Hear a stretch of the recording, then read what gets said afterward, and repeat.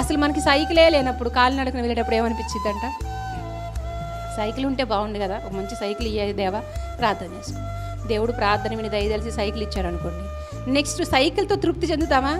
నా ప్రార్థన ఆలకించి సైకిల్ ఇచ్చావు చాలయ్యా అనుకుంటామా? దేని వైపు చూస్తాం?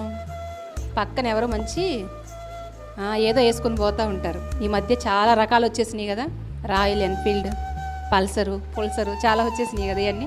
అవి చూడగానే మనసు అంతా ఎక్కడికి వెళ్ళిపోద్ది మళ్ళా, ఎప్పుడు ఈ సైకిలేనా, ఆ బండి ఉంటే బాగుండు కదా.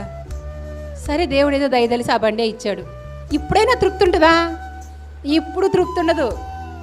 బైక్ మీద వెళ్తూ ఉన్నప్పుడు పక్కన మంచి కారు వెళ్తూ ఉంటుంది, BMW, బెంజో ఏదో ఉంటాయి కదా, చాలా ఖరీదైన కార్లు. వాటిని చూడగానే ఆ కారులో ఎప్పుడు తిరుగుతాను నేను, మన వల్ల ఏమవుతుందిలే అనుకొని నిరాశపడుతుంటాం కదా. పోనీ దేవుడు ఇంకా ఆశీర్వదించి ఆ కారును కూడా మనకి ఇచ్చాడు, కారుతో తృప్తి చెందుతామా? చందం ఇంకా ఏదో కావాలి. ఒకసారి ఫ్లైట్ ఎక్కితే బాగుండేమోనే, ఎప్పుడు ఎక్కలేదు, ఉంటుందా లేదా? ఎన్ని ఆశలండి. అందుకే మనిషి ఆశాజీవి. ఒక కోరిక తీరేసరికి మరొక కోరిక, ఒక ఆశ తీరేసరికి మరొక ఆశ, ఇలా ఆశల వలయంలో చుట్టుకుపోయిన మనుషులు దేవుని గురించి ఆలోచించటం మర్చిపోయారు. ప్రియులారా, మర్చిపోయారు. ఉన్న దాంతో తృప్తి చెందినప్పుడే దేవుడు మనకు జ్ఞాపకం వస్తాడు.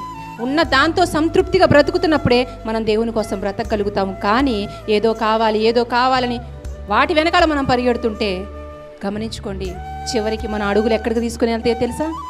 పరిగెత్తి మనం అనుకున్న దాన్ని కాదు మనం సంపాదించుకుంటుంది, మనకి అవసరం లేని పాతాళాన్ని మనము సంపాదించుకుంటున్నాం.